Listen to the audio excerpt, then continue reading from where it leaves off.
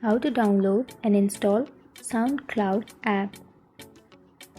So if you want to download and install SoundCloud app, then first of all you have to make sure that you have a stable internet connection, and then you have to open up your Play Store application.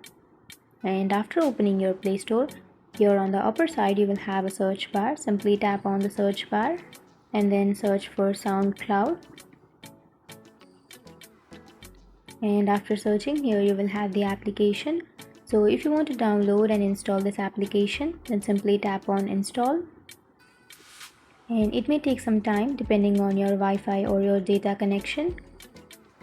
And after downloading, you can tap on open, which is on the right side.